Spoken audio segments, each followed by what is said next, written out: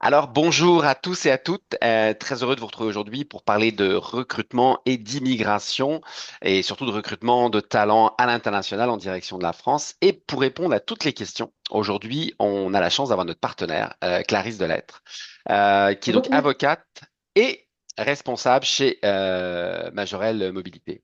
Alors, bonjour Clarisse et très heureux de te retrouver aujourd'hui. Eh ben de même Philippe, sur ce partenariat qui s'inscrit dans la durée entre MoveJob et Majorel. Donc, ravi de participer à une nouvelle session d'information sur l'immigration en France. Merci beaucoup. Et en même temps, Clarisse, aujourd'hui, enfin, avec toi et ton équipe, vous nous avez préparé énormément de contenu. Il y a beaucoup de choses qui se passent. On en parlait juste avant le démarrage de ce live. C'est aussi de voir toute l'économie, tout ce qui se passe en France aujourd'hui, beaucoup de demandes, beaucoup de métiers pénuriques, beaucoup d'entreprises qui sont prêtes à aller chercher à l'international. Mais bon, bien sûr, bah, comme toute chose, il y a beaucoup de choses qui doivent être faites. Ça devient un peu plus complexe. Tu vas nous parler de ça dans certains cas pour les visas et autres. Alors, ce qu'on va voir aujourd'hui, je vous ai dit énormément de contenu. On va voir les bases légales de l'immigration. On va parler de modifications législatives, hein, donc tout ce qui s'est passé depuis début 2025. On verra processus d'application, c'est les étapes clés, les documents requis, et puis tout ce qui est les délais typiques. On verra aussi qu'est-ce qu'il en dit aujourd'hui. On parlera aussi plus spécifiquement dans le domaine du médical, hein. On sait qu'aujourd'hui, les besoins sont grandissants. Et puis ça, c'est vrai en France, mais c'est vrai dans des tas de pays, aussi bien en Europe que dans le monde. On verra quelques visas spécifiques pour ces professionnels, donc dans le domaine de la santé, les médecins, les infirmières, les spécialistes dans tous les secteurs d'activité. On verra aussi quels sont les défis particuliers que vont rencontrer les entreprises, parce qu'il y en a, et on pense que plus vous êtes informé, ben, mieux ça va vous permettre de recruter et de faire venir les gens. Et on essaiera de regarder un peu peut-être les nouveautés 2025 sur les spécificités dans le domaine médical. Alors, pour Ça fait un beau commencer, programme. ouais, ça fait un gros programme. Il y aura beaucoup de contenu, mais ce live est enregistré, donc vous allez pouvoir le revoir, le re-revoir si vous avez besoin, si vous avez des questions à la suite de ça. Et n'hésitez pas non plus, hein, une fois que vous avez vu ce live ou n'importe, vous voulez interagir avec nous, vous voulez nous poser des questions, vous aurez les coordonnées de Clarisse et de moi-même pour la plateforme MoveJob. Donc, posez-nous toutes vos questions, ça nous fera plaisir d'y répondre. Alors, Clarisse, on va commencer déjà bah, par te présenter. Enfin, tu vas te présenter. Parle-nous du cabinet parce que hey, vous avez grossi depuis qu'on est partenaire, vous avez vraiment pris une expansion impressionnante. Donc, parle-nous de toi. Merci Philippe pour l'introduction. Donc oui, Majorel Avocat fait partie d'un écosystème un peu plus large qui s'appelle Majorel Conseil. Donc je vais vous parler vraiment très rapidement. L'ADN du cabinet, en fait, c'est de pouvoir accompagner les entreprises sur tout le volet en fait du droit social, de la sécurité sociale, des ressources humaines. Le dénominateur commun, c'est le capital humain. Donc, qu'on soit chez les avocats ou chez les consultants RH, bah, l'objectif, c'est de conseiller les entreprises dans la gestion de ce capital humain. Le cabinet Majorel Avocat est un cabinet, comme son nom l'indique, constitué d'avocats experts en droit du travail et droit de la sécurité sociale. Et au sein de ce cabinet, on a monté une pratique internationale qu'on a baptisée Majorel Mobility il y a déjà 5 ans, qui adresse principalement les questions de mobilité internationale, donc tout ce qui va concerner les Français qui s'expatrient à l'étranger ou qui sont détachés à l'étranger. Et dans l'autre sens, le sujet qui nous intéresse aujourd'hui, tous les étrangers qui viennent travailler en France soit parce qu'ils sont recrutés par des sociétés françaises, soit parce qu'ils viennent en qualité de salariés détachés, soit parce qu'ils ont un projet plutôt entrepreneurial, ils sont indépendants, investisseurs, ils peuvent être sportifs de haut niveau ou artistes. Voilà, donc ça regroupe toute la grande catégorie d'immigration dite professionnelle. Voilà, donc ça, ce sont les expertises du pôle Mobility que je dirige. Et c'est vrai, actuellement, on est trois. On va bientôt, si tout se passe bien, passer à quatre collaborateurs dans l'équipe, puisque les demandes en immigration sont croissantes. Philippe, on en parlait juste avant le début de ce live. Bon, alors, tu vas commencer, hein, tu nous as prévu de nous parler de quelques actualités. Donc, qu'est-ce qui se passe aujourd'hui au niveau de l'immigration, Oui, par exemple? oui. Alors, c'est vrai que l'immigration en France, hein, c'est un thème d'actualité permanent, on va dire. Voilà, qui fait beaucoup de débats en France, hein. Voilà, c'est en lien avec l'économie, avec le politique, avec le social. Donc, évidemment, il y a une vive attention portée sur cette matière. Le contexte, il est assez connu, hein. C'est un contexte de développement des échanges internationaux. De plus en plus d'entreprises ont recours à de la main-d'œuvre étrangère. On voit qu'il y a un contexte politique et socio-économique actuellement qui favorise l'immigration vers la France. Début 2025, on voit évidemment l'impact de la réélection de Donald Trump aux États-Unis sur les demandes d'immigration des Américains. Et pas seulement d'immigration, mais aussi des demandes de nationalité ou de reconnaissance de nationalité française pour essayer d'avoir un ancrage dans l'Union européenne. La guerre en Ukraine qui a aussi eu un fort impact statistique sur le nombre de demandeurs de visa ou de droit ou d'asile de la part des Ukrainiens. Et puis une pénurie de main-d'œuvre aussi très sectorielle, dont dans le secteur médical, ce qui va nous intéresser aujourd'hui un petit peu plus. En France, comme dans beaucoup de pays, on a une législation spécifique, hein, pour le droit de l'immigration qui est issue de deux principaux codes, ce qu'on appelle le CESEDA, le code de l'entrée et du séjour des étrangers et du droit d'asile, et le code du travail. Et donc c'est avec ces deux corpus juridiques qu'on peut sécuriser l'accueil des salariés étrangers en France. Et ce qu'on voit, on va dire, en tendance, c'est que ces règles qui sont écrites dans le CESEDA et le Code du travail tendent à préférer une immigration dite choisie, comme beaucoup d'autres pays, hein. Le Royaume-Uni a fait la même chose il n'y a pas très longtemps, le Canada aussi. Donc voilà, les règles sont de plus en plus restrictives. Euh, mais néanmoins, la France fait quand même preuve de volonté dans sa capacité à ouvrir des nouveaux statuts d'immigration lorsqu'il y a justement une vraie pénurie de main-d'œuvre. Et c'est le cas, on le verra plus en détail, dans le secteur médical, puisque l'année dernière, on a eu la création d'une nouvelle carte de séjour spécifique justement pour attirer les professions médicales et de la pharmacie. Et en même temps, Clarisse, tu as tout à fait raison, c'est qu'en plus, ces compétences-là, puis on pourrait en parler d'autres, hein, parce qu'aujourd'hui, on a plutôt décidé de parler dans le domaine médical, mais tous ces profils-là sont recherchés mondialement. Je veux dire, aujourd'hui, Oui. que ce soit le Canada qui recherche des infirmiers, des préposés aux bénéficiaires, des médecins et autres, que ce soit la France, que ce soit, je sais que aussi l'Angleterre a fait des grosses démarches au niveau international, Mm. et là, on parle que de ces pays-là, mais oui, on a un vrai besoin, et premièrement, on a besoin de ces profils-là, mais en plus, si on allait sur d'autres métiers, il y a des métiers qui ont été pendant des années peut-être un peu dévalorisés dans le domaine de l'industrie. Et comme on sait qu'aujourd'hui, les entreprises décident peut-être de revenir à produire dans leur propre pays, hein, eh ben, il va falloir de la main-d'œuvre pour ça. Et aujourd'hui, on ne l'a pas forcément. Donc, le recrutement international va devenir une opportunité pour les entreprises. Je tiens aussi à dire, tu sais, tu parles d'immigration choisie. Je pense que c'est aussi un avantage, une immigration choisie pour tout le monde, aussi bien pour le pays qui accueille, mais aussi pour la personne qui arrive, parce que quand on a une immigration choisie, bah, ça veut dire on sait qu'on est capable d'intégrer les gens, on est capable de leur donner du travail, et je pense que ça, c'est aussi rassurant pour ceux qui choisissent une destination en immigration, quoi. Alors, bon, bah, on voit un peu le contexte de ce début 2025. Euh, Tu parles de parcours semé d'embûches. Ah bon? Oui. Oui, l'immigration n'est pas un long fleuve tranquille, Philippe. Oui, C'est ça c'est clair. surprenant, hein. Il y a un peu, enfin, on va dire l'immigration, il y a, quand on est étranger et encore à l'étranger, c'est-à-dire quand on parle d'introduction de main-d'œuvre étrangère, il y a deux grandes étapes dans la procédure. La première, c'est l'obtention du visa. Et une fois arrivé en France, c'est l'obtention du titre de séjour.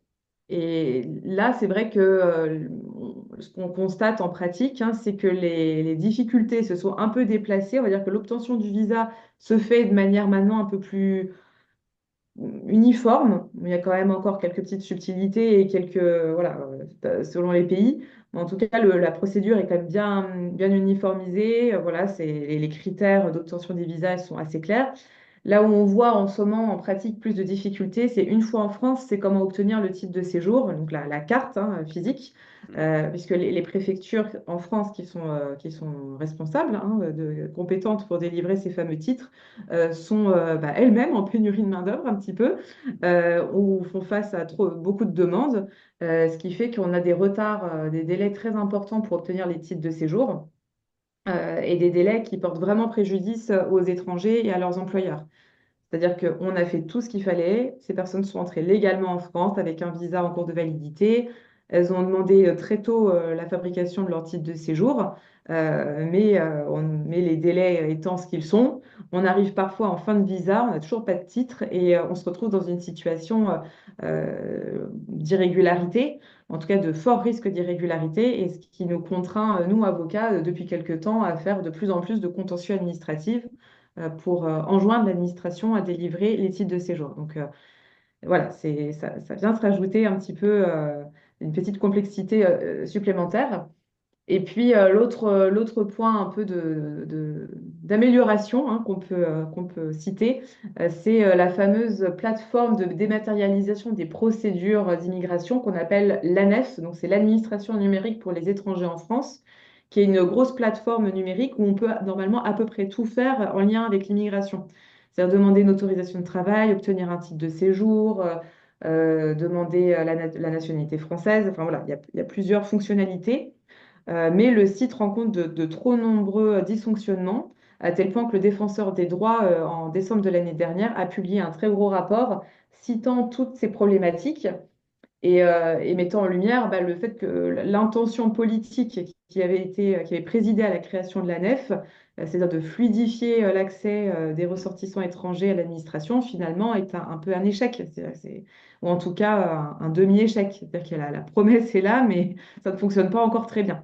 Donc voilà, dans notre pratique quotidienne, cela nous impacte, nous, professionnels de l'immigration, mais évidemment, au premier lieu, les utilisateurs de la nef. Donc c'est voilà, donc comme je te le disais, Philippe, il y a encore quelques embûches pour mener à bien une procédure d'immigration de A à Z, mais tout cela est dans le sens du progrès, on va dire. Ok. Question que souvent les gens nous posent et puis qu'on voit un peu partout. C'est quoi le délai pour avoir un visa? Alors c'est sûr que tu vas sûrement me dire que ça va dépendre d'où vient la personne. Donc, Alors, le mais délai pour avoir un visa, oui. en soi, c'est assez court si tous les documents sont prêts. Ok. Voilà. Donc une entreprise qui matche avec un candidat. Mhm. Ils font leur présélection ensemble, tout va bien. Ils ont envie de collaborer. Le projet du candidat est mature. L'entreprise, le candidat répond aux Oui, besoins d'entreprise. C'est quoi à peu près le délai pour que la personne puisse avoir son visa et puisse venir oui. travailler? Alors, il y a deux routes principales dans ce que tu me décris, Philippe. Donc là, on parle d'une embauche sous contrat de travail français, hein, en statut Oui, salarié. Donc la procédure rapide, c'est ce qu'on appelle les catégories talent. Catégorie talent, donc c'est ce qu'on appelle un talent salarié qualifié. C'est un visa de long séjour qui permet d'obtenir un titre de 4 ans. Donc c'est un des statuts 4 ans quand même. préférentiels. Ouais, 4 ans, c'est long C'est, et c'est- c'est renouvelable en plus. Il y a plein d'avantages à ce type de titre. Évidemment, la condition, c'est d'avoir un certain niveau de rémunération et un certain niveau de diplôme pour l'obtenir. Donc, en gros, soit tu rentres dans cette catégorie. Si tu n'y rentres pas, tu retombes sur la voie classique, on va dire, d'introduction de main-d'œuvre étrangère, qui te permet d'obtenir un titre de séjour salarié classique d'un an, qui sera renouvelable, hein, évidemment. Et là, la procédure, elle est un peu plus longue. Quand on parle de procédure de passeport talent, en fait, généralement, toutes les pièces sont là. Donc, allez, en un petit mois, on a notre Ah, visa. un mois seulement. Ok. Oui, voilà. Ça peut même être un peu plus rapide. Voilà, ça dépend un peu des centres de traitement de visa, mais c'est l'ordre de grandeur. Quand on est sur une introduction, on va dire classique, avec un visa de long séjour salarié, l'entreprise est contrainte, dans la majorité des cas, de faire une demande d'autorisation de travail. Et c'est ça Oui. qui prend du temps. Parce que la demande d'autorisation de travail, la procédure prend entre 2 mois et 2 mois et demi. Ok. Donc là, la procédure autorisation de travail et visa, et visa, on est sur un peu plus de 3 mois. Alors ça peut paraître long, mais on sait que dans d'autres Par pays rapport c'est à d'autres encore plus pays, loin. C'est voilà, c'est encore ça. plus long. C'est Donc ça, non, non, je voilà. pense que c'est quand même. Donc on est C'est d'accord. ça l'ordre de grandeur. Mm. Et à peu près, juste pour situer, parce que tu parlais des diplômes, pour le premier visa qui va être un visa de 4 ans avec la possibilité d'avoir ça en un mois, c'est quoi le diplôme, enfin, ou le niveau? Alors, cette première, il y a deux catégories en fait de passeport talent salariés qui permettent, on va dire, cette procédure fast track, hein, rapide. Ouais. Le premier niveau, c'est les salariés qualifiés. Et dans ce cas-là, il faut avoir obtenu un diplôme en France. Ah, ok. Alors que pour les salariés hautement qualifiés, qu'on appelle aussi les cartes bleues européennes, on regarde les diplômes étrangers obtenus en France ou à l'étranger et aussi l'expérience professionnelle. Donc, tu vois, le curseur, il n'est pas exactement le même. Ok. Et d'ailleurs, la fameuse carte bleue européenne va être réformée dans les prochains jours. parce que la France est en retard de la transposition d'une directive européenne sur cette fameuse carte bleue européenne. Donc, il y aura un peu d'actualité à venir pour une prochaine session Mhm. d'information, Philippe, voilà, Ok, d'accord, donc ça va sur ce changer. statut. Mais Voilà. globalement, je comprends que ça demande un certain niveau quand même. C'est-à-dire quelqu'un qui, je prends, qui aurait un niveau CAP, BEP, va pas rentrer dans ce profil-là, quoi. Non, non, Ok, non. Les talents, on est sur des niveaux master. ok, parfait, excellent. Alors, en tout cas, ça nous permet de nous aiguiller par rapport à tout ça. Alors, on est début, enfin, on avance bien dans 2025, mais les chiffres Oui. de 2024, c'était quoi exactement? Ah oui, donc j'ai essayé de synthétiser tous les statistiques de l'immigration 2024 qui ont été publiées en début d'année, en faisant un zoom plutôt sur les visas, plutôt que sur les titres de séjour. Donc la France a délivré l'année dernière 2,8 millions de visas contre 2,4 millions en 2023. Donc toujours un fort volume. On est revenu à peu près au niveau d'avant le Covid. Et on a une hausse principalement des visas de court séjour et aussi des visas pour motifs économiques. Donc là, j'ai mis quelques chiffres pour avoir un ordre d'idée, mais par exemple, sur les visas motifs salariés, on est à plus de 23 000 visas délivrés sur ce motif-là. Pour les travailleurs temporaires ou saisonniers, on est à plus de 18 000. Et pour les scientifiques, on est à plus de 5 000 visas. Donc on voit qu'il y a quand même une tendance d'immigration qui est à la hausse. Quand on zoome un peu, on voit que certaines catégories de visas ont plus la cote que d'autres, mais globalement, tout ça nous montre que la France est une terre d'attractivité pour les talents étrangers. Et en termes de nationalité, ce qu'on remarque, c'est donc dans on va dire le top 10, hein, on a les Chinois, les Marocains, les Indiens, les Algériens, les Turcs, les Russes, les Saoudiens, Tunisiens, Libanais et Philippins. Ce sont les principales nationalités qui ont été demandeuses de visa pour la France l'année dernière. Et les Chinois avec une belle avance sur les autres nationalités. Ok, bon, ce qui est aussi logique, hein, on va parler du nombre, hein, le nombre de personnes. C'est Bah sûr oui, que c'est sûr. c'est assez mathématique. Ok. Exactement. Alors, en fait, quand même, on voit que le motif de visa pour salariés avait quand même baissé en 2024 par Oui, rapport à 2023. oui, Mais j'imagine un peu comme ça peut être le cas dans d'autres pays. Il y avait eu tellement une forte demande en 2023, enfin 2022-2023, qui était vraiment on sortait du Covid, enfin il y avait quand même oui. tellement de choses à rattraper que, en fait, pour voir ces baisses-là comme plutôt quelque chose qui redevient à la normalité, quoi.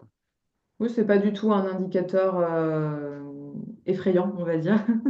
Ok, Et puis, il y a d'autres formes de mobilité dont on parle moins, mais tout ce qui est détachement, surtout les salariés étrangers détachés en France dans le cadre d'une prestation de service, par exemple, là, il y en a de plus en plus.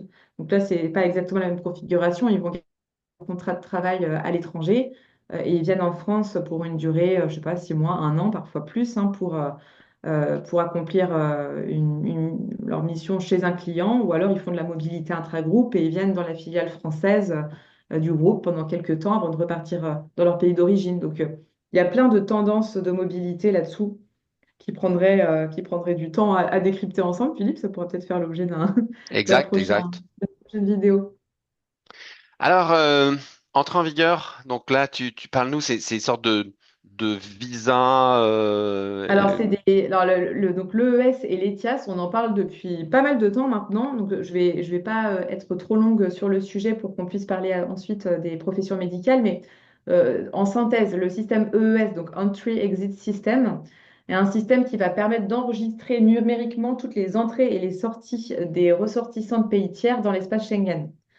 Donc ça va permettre aux États Schengen de coordonner l'information, d'avoir un meilleur suivi de qui entre, quand et par où est-ce qu'il ressort, donc de par quel pays, etc. Hmm, Et donc la mise en œuvre, elle devait être faite en 2024 et là c'est reporté courant 2025, on n'a pas vraiment de date, mais c'est quand même pour garder en tête que demain, il faudra être encore plus attentif aux durées de séjour qu'on passe en France, en particulier pour les nationalités qui sont exemptées de visa de court séjour. Par exemple, pour le cas d'un Américain, un Américain, il peut venir 90 jours en France sans visa.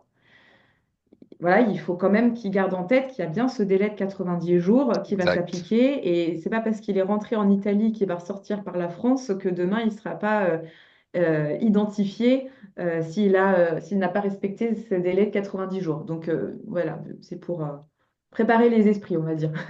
Ok, très bien. Et et donc la slide suivante, l'autre nouveau dispositif qu'on attend, c'est le système européen d'information et d'autorisation de voyage, donc ETIAS, qui devait être mis en œuvre normalement en 2025 et finalement, de ce qu'on voit, ça sera reporté jusqu'en 2027, donc on a encore un peu de temps. Et là, ce dispositif va beaucoup ressembler à l'ESTA Oui. qui est pratiqué aux États-Unis pour les voyageurs non soumis à visa pour rentrer sur le territoire américain. Donc, ça va être un peu le pendant de ça. Donc, je voulais en parler parce que ces deux projets, même si on est un peu en retard dans la mise en œuvre, montrent quand même qu'il y aura une attention plus particulière dans les prochaines années portée justement au mouvement entrée-sortie au sein de l'espace Schengen et que voilà, on va dire que les taux se resserrent d'une certaine manière, mais c'est-à-dire que l'application de la règle de droit se fera de manière beaucoup plus scrupuleuse. Oui, c'est ça. En fait, c'était déjà le cas, mais comme c'était pas Oui, contrôlé, ben en fait, c'est difficile de savoir là, ça le où. sera. Ouais, c'est ça. Voilà. Où étaient Ouais, les gens par rapport. Alors, on voit un peu alors, je veux embaucher quelqu'un pour venir travailler en France dans mon entreprise. C'est quoi les bons réflexes? Alors, c'est parle-nous de tout ça. ça. Oui, c'est vrai qu'on en a un tout petit peu parlé sur les procédures juste avant, mais avant de rentrer dans le vif du sujet des professions médicales, je voulais rappeler quelques petits critères indispensables à garder en tête. Donc, Exact. quand on parle d'immigration, là, on parle d'immigration pour les ressortissants non européens, parce qu'évidemment, pour les ressortissants de l'Union européenne, il y a la libre circulation des travailleurs au sein de l'UE, donc pas de formalité spécifique à accomplir lorsqu'on veut recruter un ressortissant de l'Union européenne. A contrario, lorsqu'on recrute un ressortissant d'État tiers, vigilance à avoir lors du recrutement, bien vérifier quel type de visa on va demander, s'il y a une autorisation de travail à solliciter ou non en amont. Et pour les autorisations de travail, ce qu'il faut garder un peu en tête, c'est ce qu'on appelle le test du marché, l'opposabilité de la situation de l'emploi, c'est-à-dire que l'autorisation de travail, elle va devoir être précédée, dans certains cas, une publication d'une offre d'emploi sur les sites d'emploi nationaux en France, hein, sur France Travail, pendant 3 semaines avant de pouvoir déposer l'autorisation de travail. Donc, ça rajoute une procédure administrative pour l'entreprise qui recrute, ça rajoute 3 semaines de délai, voire un peu plus le temps de se préparer voilà, de préparer l'offre. Il y a ce délai à intégrer. Et sur certains métiers dits en tension, on peut justement passer cette étape de l'opposabilité de la situation de l'emploi et déposer tout de suite la demande d'autorisation de travail. Donc la liste des métiers en tension, pour l'instant, elle date de 2021. Elle va être actualisée. On attend avec impatience cette actualisation. Ça ne devrait plus trop tarder pour justement bien cibler par région, par grande région en France, quels sont vraiment les secteurs pénuriques, voilà, Puis où ça, il il faut. faut, oui, il faut comprendre que c'est quand même le cas dans beaucoup de pays qui ont ce qu'on appelle une immigration choisie. Je prends l'exemple du Canada. C'est vraiment la démarche qui est obligatoire. Donc, en fait, ce qu'est en train de mettre là en place la France, c'est des choses qui existent dans d'autres pays. Et là Oui, encore, hein, je reviens toujours, c'est plutôt bon signe que de dire, bah, on recrute des gens, on les fait venir pour les bonnes raisons. C'est parce qu'on ne trouve pas, parce qu'il n'y a rien de tel qu'une injustice que de dire, bah, il faut venir des gens d'international, alors que moi, je suis dans ce domaine-là, puis je n'arrive pas à trouver d'emploi. Donc, c'est je pense ça. que c'est un juste équilibre, ce qui évitera peut-être des problèmes par la suite. Puis en tout cas, ben, la personne, ça la rassure de se dire qu'il y a du travail dans ce domaine-là, quoi. Exactement.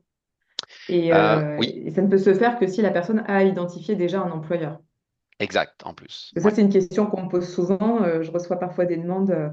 J'ai un projet professionnel, je voudrais être embauché en France, voilà, mais j'ai pas encore trouvé d'employeur. Ben, en fait, si vous n'avez pas encore trouvé d'employeur, vous ne pouvez rien faire. Voilà, exact. il faut d'abord trouver un employeur qui vous sponsorise et qui accepte de faire les démarches d'autorisation de travail. Et c'est là hein, où nous, en fait, on fait toute notre force avec MoveJob, c'est que quand on connecte les gens et que ça soit le candidat et l'entreprise, une fois qu'ils sont d'accord, ben, en fait, ça peut aller très vite. Alors, j'ai très vite, ça dépend aussi des pays, ça dépend Oui, est-ce que la personne, parce que des fois, le premier frein, c'est la propre personne hein, qui n'a pas son passeport à jour, par exemple. C'est tout bête, ah mais oui, ah bah oui, c'est tout bête, mais ça prend on du commence temps. par un processus. Début de processus, il n'y a pas de passeport à jour, et puis il faut déjà 1 mois ou 2 mois pour l'avoir. Donc, c'est autant de délais qu'on va rajouter.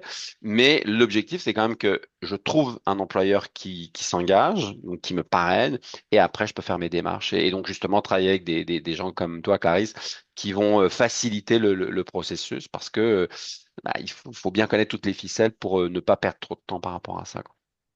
Exactement. Voilà, Euh, puis à ça s'ajoutent quand même quelques petits accords bilatéraux spécifiques avec certains pays, hein, notamment Algérie, Tunisie, Maroc. Et en France, là, en ce moment, l'une des grandes actualités, c'est est-ce qu'il faut dénoncer l'accord avec l'Algérie ou en tout cas le moderniser, parce que c'est un accord qui date de 1968, effectivement, qui ne correspond plus forcément à la réalité bah, des flux entre hmm. l'Algérie et la France et d'autres problématiques plus diplomatiques que Ouais, qu'on on va pas entend parler de s'étendre sur ça le partout. sujet. Ouais, c'est ça. Voilà. Alors, statut d'immigration, procédure d'introduction en France. Est-ce qu'il y a d'autres choses que tu voudrais qu'on rajoute par rapport à ça? Bah, en fait, c'est faire juste un rapide zoom sur les questions essentielles à se poser quand on a un projet de recrutement avec un salarié étranger. On se pose des questions toutes simples, c'est est-ce qu'on le recrute ou est-ce qu'on l'accueille en tant que détaché? Sa nationalité, bien vérifier justement qu'il n'y a pas d'accord particulier, qu'il n'y a pas un contexte politique qui mettrait un frein au recrutement. Voilà, bien vérifier la nationalité. Son lieu de résidence actuel. Voilà, imaginons, on veut recruter qu'est-ce que j'ai eu récemment? Un salarié philippin, mais en fait, il vit en ce moment en Lituanie, il a un titre de séjour lituanien. Comment on fait? Est-ce qu'avec ce type de séjour lituanien, il peut venir travailler Exact. en France? Oui, non, combien de temps? Donc, bien vérifier ça. Où est-ce qu'il habite actuellement? S'il est déjà en France, bah, par exemple, ça va être plutôt un changement de statut plutôt qu'une introduction de main-d'œuvre. Et puis, quelle est sa situation personnelle? Est-ce qu'il a des diplômes ou est-ce qu'il les a obtenus? Quelle est sa situation familiale? Est-ce qu'il veut venir en France seul ou avec sa famille? Voilà, c'est toutes ces questions-là qu'il faut se poser pour tomber dans la bonne catégorie d'immigration, puis éviter éviter les mauvaises surprises. Voilà. Oui, puis comme tu dis, vaut mieux se les poser avant que Oui, lorsque tout est engagé ou que la personne est arrivée parce que ça peut poser d'autres problèmes. Ouais. oui, Parlons un peu argent, gestion d'un dossier. oui, bah oui, c'est combien ça coûte un dossier d'immigration. Exact. Il y a un coût qui est difficile à chiffrer, mais c'est le temps nécessaire en fait à l'entreprise pour gérer le dossier et voilà les ressources internes qu'elle va mobiliser, hein, si les DRH, les RRH voilà, se mobilisent pour suivre le dossier. Il y a un coût pour l'entreprise, il y a une taxe employeur hein, qu'on doit verser lorsqu'on recrute pour la première fois un étranger en introduction de main-d'œuvre. Donc, c'est la première fois que l'étranger va venir travailler en France en tant que salarié. Donc là, il y a une taxe à verser une seule fois. Et évidemment, le coût d'un conseil spécialisé en immigration qui va varier en fonction de la complexité du dossier, mais de manière générale, il faut retenir que les honoraires d'avocats ou de consultants en immigration en France sont bien inférieurs à ceux de nos confrères américains. On Par va pas faire les exemple. mêmes proportions. Voilà, pour ne citer que. Et puis le coût du dossier pour le salarié, bah, il va devoir payer son visa. Généralement, c'est 99 euros. Parfois des coûts de traduction de documents. Et puis le coût du titre de séjour lui-même une fois en France, qui est aux alentours des 200 euros. Et puis le coût de son billet d'avion. Enfin voilà, donc il y a quelques coûts annexes. Mais globalement, c'est quand même pas une procédure qui coûte très cher vis-à-vis de l'État. Voilà, s'il y a pas l'autorisation de travail, elle est gratuite, par exemple. Voilà, donc il y a juste cette taxe employeur qui reste à verser par l'entreprise. Évidemment, c'est pas aux salariés de la payer. OK. Juste quand on parlait de taxes employeur, on voit quand même Oui. de 50 euros jusqu'à 4273 euros. Mhm. Qu'est-ce qui peut faire la différence? C'est la durée du contrat, c'est le type de contrat aussi, si c'est un contrat à durée indéterminée, déterminé, travailleur temporaire, et OK. la rémunération proposée. OK. Voilà. Et après, il y a beaucoup d'exceptions à cette règle. Par exemple, pour les passeports talents, il n'y a pas de taxe employeur à verser. OK. Parfait. Alors, Voilà. on va rentrer dans le vif du sujet maintenant, c'est le secteur Le médical. secteur médical, oui. Alors, quels sont comment se porte le marché au niveau du recrutement dans le domaine médical à l'international? C'est quoi les, est-ce qu'il y a des possibilités de faciliter le recrutement dans le domaine médical à l'international? Alors, il va y en avoir. Il va y en avoir, ok. Il va y en avoir, c'est en cours. Alors, en termes de statistiques, donc selon les chiffres publiés par le Conseil national de l'Ordre des médecins, au 1er janvier 2024, on avait 30 961 médecins étrangers en France, ce qui représente une augmentation de plus de 100% par rapport aux chiffres de 2010. Donc, l'augmentation, elle est vraiment significative euh, ça augmente tous les ans. On voit que ces médecins-là, pour l'instant, ils sont plutôt présents dans le bassin parisien et dans les déserts médicaux français. On les a essayé de les attirer dans voilà, les zones où Mm. il y a pas beaucoup de médecins. Et actuellement, donc, les médecins étrangers représentent 13% des effectifs en France. Et donc, et voilà, donc et dans ces 13%, ce qu'on remarque, c'est qu'il y a 7,5% qui viennent d'un pays tiers à l'Union européenne, quand même. Dans les nationalités, donc les médecins étrangers qui viennent de l'Union européenne, c'est Roumanie, Belgique et Italie qui sont les trois principaux pays d'obtention des diplômes. Et en dehors de l'UE, c'est Algérie, Tunisie et Syrie. Donc ça, c'est dans les statistiques. Alors, qui recrute? C'est très varié, hein. Les centres de santé, les cabinets médicaux, les cliniques, les hôpitaux, les EHPAD, toutes ces structures recrutent des médecins étrangers. Ce qu'on voit, c'est que, enfin, en tout cas, les journaux qui observent un petit peu voilà, les statistiques sur ces médecins étrangers ciblent deux choses. C'est que pour l'instant, les médecins étrangers font l'objet d'un traitement un peu différencié dans les conditions d'exercice et dans la rémunération qui est proposée. Et donc Mm. l'objectif, c'était voilà, de créer un dispositif législatif qui permette d'harmoniser leur situation par rapport à des médecins français. Comment on fait ça? Eh ben, c'est ma slide d'après, Philippe, Et si puis tu veux d'ailleurs, passer. je fais juste Oui, une petite aparté par rapport à ça, mais oui. aujourd'hui, on voit quand même que vous avez une grosse progression. Il y a une grosse progression dans le domaine de la santé pour faire venir des médecins. Mais il faut pas oublier que les médecins vieillissent, qu'on a une population vieillissante, qu'on a de plus en plus besoin, et que si on ne le fait pas, Ouais. eh ben on va vraiment avoir des problématiques. Je prends l'exemple du Canada et du Québec en particulier. On a encore beaucoup trop de contraintes dans cette partie avec justement les reconnaissances de formation et de diplôme. Et on vit un cauchemar, quoi. Je veux dire, c'est difficile d'avoir un rendez-vous. Le médecin de famille, tel qu'on peut le concevoir, est quasiment inexistant au Québec. Les urgences sont débordées parce que comme les gens n'arrivent pas à avoir de médecin, ils vont aux urgences. En fait, Mhm. je pense que là-dessus, c'est plutôt une belle avancée qu'a la France, c'est une belle ouverture. Maintenant, ben, faut pas perdre cette avance, faut pas perdre ça, et il faut continuer à travailler pour aller chercher des bons profils. Nous, ce qui nous surprend toujours, moi, je suis quand même, c'est de voir que sur notre plateforme MoveJob, on a énormément de médecins. Je pensais pas, Mhm. énormément d'infirmiers, de médecins ou d'infirmières spécialisés. Euh, c'est impressionnant, quoi. Et des gens Oui. qui ont des vrais parcours professionnels, des diplômes reconnus et autres, et qui veulent immigrer. Donc, je pense que malheureusement pour les pays qui quittent, ben, ils perdent ces ressources-là et ça va peut-être amener un déséquilibre sur le long terme. Ça, on verra, l'avenir nous le dira. Mhm. Mais pour les Mhm. pays qui seront les plus réactifs, ben, c'est sûr que c'est l'opportunité d'avoir des gens qualifiés et compétents, immédiatement, quoi. Bien sûr. Bien sûr. Et c'est d'ailleurs pour ça que la France a créé une catégorie de cartes de séjour parmi les talents. Les fameux passeports talents dont on parlait tout à l'heure, maintenant on les appelle les talents tout court. Il y en a, je ne sais plus exactement, mais il y en a une petite dizaine en fait, de catégories. Il y a les salariés qualifiés, les cartes bleues européennes, les investisseurs, les mandataires, les professions artistiques et culturelles, les personnes ayant une renommée internationale. Tout ça, ça fait partie d'une catégorie de talents, une nouvelle catégorie qui a été créée par la loi de janvier 2024. C'est talent, profession médicale et de la pharmacie, qui va permettre d'obtenir une carte de séjour d'une durée de 4 ans, renouvelable, et qui vise les médecins, les chirurgiens dentistes, les sages-femmes, les pharmaciens qui ont été diplômés, qui ont obtenu leur diplôme hors de l'Union européenne. Donc la cible, c'est ça. Donc, deux objectifs qui ont été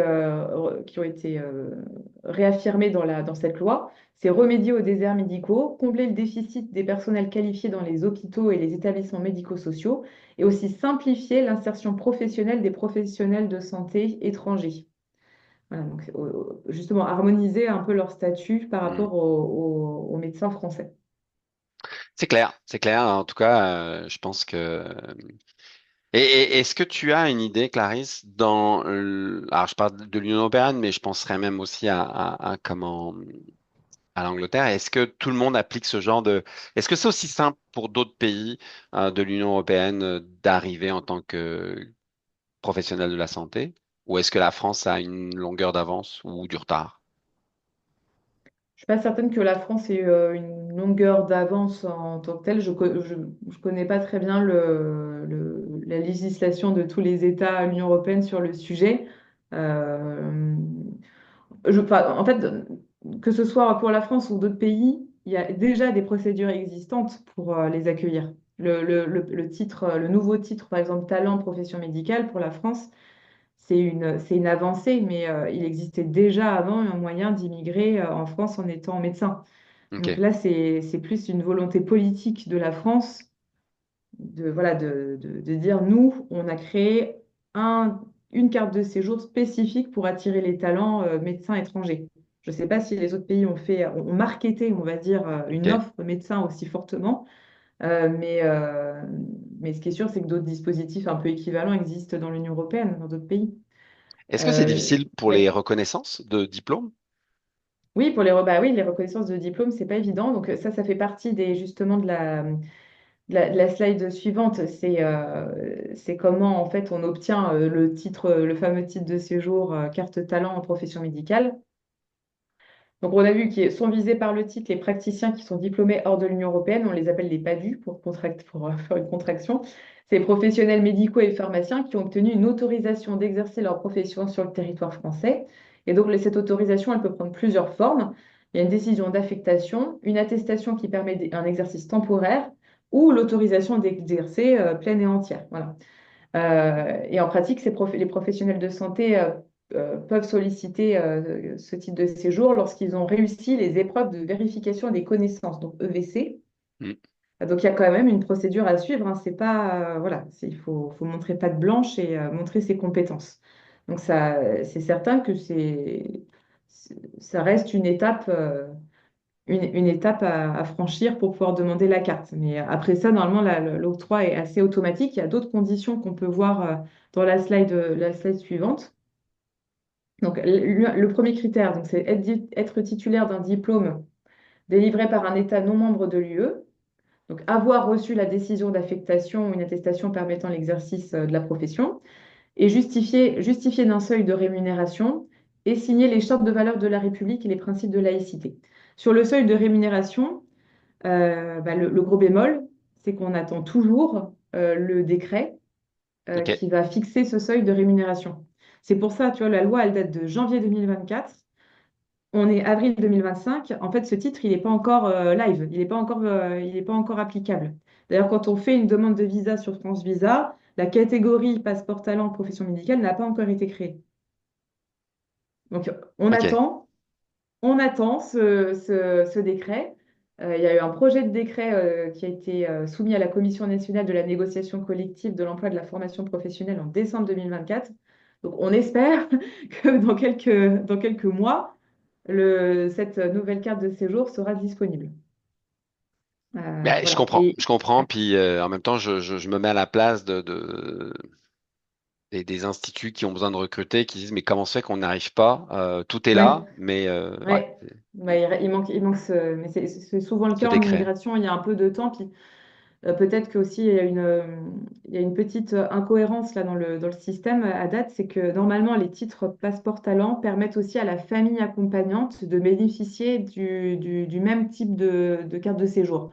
On les appelle les passeports talent famille et ça leur permet aussi d'avoir des titres de 4 ans renouvelables.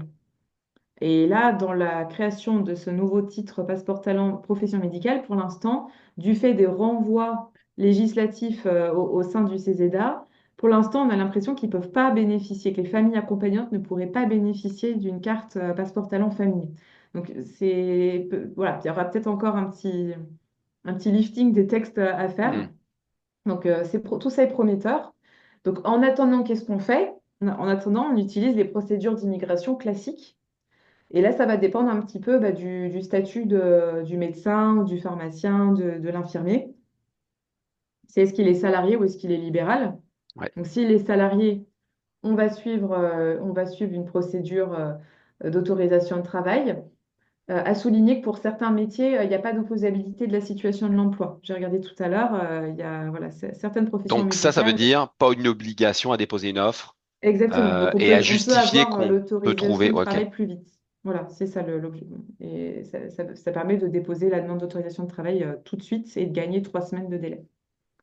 Et si on a une activité libérale, et là, il faut obtenir l'autorisation d'exercer, donc la justificative d'inscription au Conseil de l'ordre ou une autorisation d'exercer du ministère de la Santé, s'il y a voilà, une autorisation spécifique à obtenir. Donc là, c'est les procédures classiques qui existent aujourd'hui. ok. Voilà, c'est... Question, je suis un médecin, j'immigre en France aujourd'hui. Je comprends que tout n'est pas encore ficelé par rapport au décret spécifique dans ce Oui. domaine-là, mais est-ce que ma conjointe va avoir un visa qui lui permettra de travailler aussi? Eh ben, justement, aujourd'hui, non, c'est pas, C'est ça, hein. ouais, c'est soit on fait du regroupement familial, c'est une procédure permettant à la famille de rejoindre l'étranger qui est déjà sur le territoire français. Mais c'est une procédure qui est très longue et qui est très contraignante, hein. Généralement, c'est plus de 18 mois de procédure pour le faire. Soit le conjoint ou la conjointe qui est resté à l'étranger va monter son propre projet d'immigration, indépendamment de son mari ou de son épouse. Voilà, c'est-à-dire, moi aussi, j'ai trouvé un autre emploi, je veux reprendre des études en France et je rentre individuellement, on va dire, en France, sans dépendre du statut de mon conjoint, de ma conjointe. Et ça, c'est vrai pour tous les métiers. Oui, ça, c'est vrai pour tous les métiers. Ok. Donc voilà, c'est là où il faut quand même garder en tête que euh, ça va assez vite. On peut, si on a trouvé un emploi, on peut avoir rapidement notre visa. Après, on peut faire notre démarche pour garder la possibilité de rester sur le territoire français. Mais pour la famille, ça peut avoir des contraintes. C'est que ma conjointe ou mon conjoint ne peut pas forcément trouver immédiatement du travail parce qu'il n'aura pas systématiquement un visa aussi. Et Oui. comment ça se passe pour les enfants? Admettons, j'immigre, j'arrive avec mes enfants. Est-ce qu'ils ont accès à l'éducation? Du fait que moi, Oui. je vais avoir mon visa. Oui, quand on immigre avec ses enfants, ils sont indiqués, les enfants mineurs sont indiqués sur la demande de visa de long séjour qu'on formule, hein. On dit avec qui je voyage. Quand ils sont en France, ils peuvent tout à fait accéder voilà, au système éducatif français, évidemment. Parfait. Oui. Ben, en tout cas, on a fait un. Merci, merci beaucoup, Clarisse, pour ce travail, parce que tu as essayé de synthétiser quand même des longueurs de texte et de droit et Oui. autres. Donc, tu as essayé de nous mettre tout ça condensé. Et je pense que ça va sûrement éclairer non seulement ceux qui vont regarder la vidéo et qui sont à la recherche d'une opportunité pour immigrer en France, mais aussi peut-être à certains professionnels puis des fois certains professionnels qui sont pas forcément dans le domaine des ressources humaines. Les ressources humaines vont sûrement aussi énormément s'intéresser à ce que tu nous as partagé et sûrement vous contacter pour aller plus loin, mais aussi des fois à d'autres professionnels dans le domaine médical et dans d'autres secteurs de dire, je ne savais pas que ça pouvait être dans certains cas aussi simple, puis dans certains cas aussi complexe, Mhm. quand il y a des couples et justement que tout le monde ait son visa. On le voit hein, dans d'autres pays aussi, bah, souvent on recrute un professionnel et puis on fait tout pour qu'on trouve un emploi pour le conjoint ou la conjointe, pour qu'elle aussi puisse avoir son visa et que ça puisse être plus agréable pour tout le monde. Parce que si le conjoint peut venir mais que la conjointe ne peut pas venir, bah, des fois en fait personne ne vient et en Voilà, fait ça bloque le exact, recrutement, hein. on n'avance pas par rapport à ça. Clarisse, est-ce que mot de la fin, là on arrive à la fin de toi, on avait dit 1 heure et on est à 53 minutes, c'est vraiment parfait. Un point que tu aimerais peut-être souligner dans tout ce qu'on a dit de vigilance ou de rappel aux entreprises ou aux candidats en fait qui vont nous écouter? Oui, tout à fait, Philippe. C'est vrai que là, la présentation, elle est forcément très synthétique pour pouvoir aborder tous les grands thèmes. Et quand on va dans la granularité, il y a un peu plus voilà, d'exceptions, de particularités, etc. Euh, je pense que ce qu'il faut bien garder en tête quand on est côté RH, c'est d'anticiper le plus possible les délais.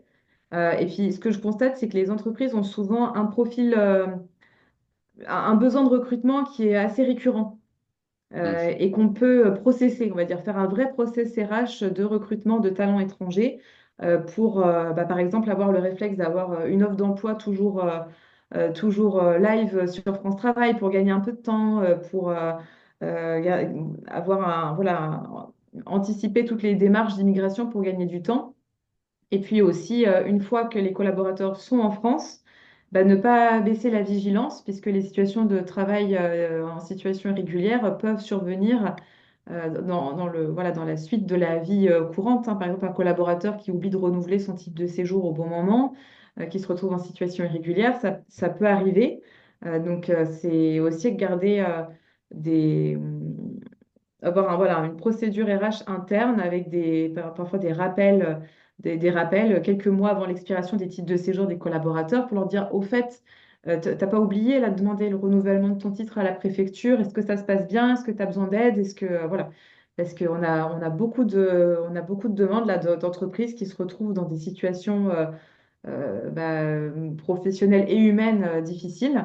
mm, On aime bien ce collaborateur, il travaille très bien, mais on ne sait pas quoi faire parce qu'il n'a plus de titre de séjour en cours de validité. Donc, légalement, on devrait le licencier, on devrait rompre le contrat de travail, mais humainement, ça nous gêne. mm. Ça nous gêne énormément. Comment on peut faire pour trouver un juste milieu? Voilà, donc ça, c'est des questions qu'on nous pose assez fréquemment et qui peuvent quand même voilà, qu'on pourrait anticiper pour éviter ce genre de choses ou proposer un accompagnement au collaborateur pour l'aider à s'en sortir. Exact. Et puis ça, je suis pas du tout surpris de tes questions parce qu'en fait, une fois que la personne est là, tout s'installe bien, mais il faut pas oublier qu'il y a des démarches qui vont continuer. Et puis Oui, puis des fois, ça peut être long, hein, 4 ans. On se dit, ah bah, dans 4 ans, ouais, mais c'est parce que ça vient vite, 4 ans, en fait. oui, c'est Puis se sûr. retrouver avec une situation, on a quelqu'un qui va être en fin de visa, ça peut être très, très complexe. Alors, Exactement. Clarisse, merci beaucoup de ton temps. Merci pour tout ce travail que vous avez fait. Je tiens à préciser que la vidéo, bien sûr, va être disponible et aussi qu'on va mettre à disposition en PDF ta présentation. Donc, n'hésitez pas. Vous voulez télécharger, on vous l'offre. Il n'y a aucun problème. Vous avez les coordonnées, comme vous pouvez le voir, de Clarisse et du cabinet Majorel Mobilité. Et puis, si vous avez des questions, écrivez-nous. Alors, soit directement depuis le live ou directement aux adresses que vous voyez qui sont affichées là. Alors, merci à tous. Merci encore, Clarisse. Et Merci puis, beaucoup, on se Philippe. reparle très bientôt parce que je comprends qu'il y a encore des choses qui vont arriver. Donc, Oui, je pense qu'on hâte que... pourra se refaire une petite session en deuxième partie d'année, avec plaisir. Parfait. Merci beaucoup, Clarisse. Bonne journée à tous et au plaisir de vous retrouver sur un prochain sujet.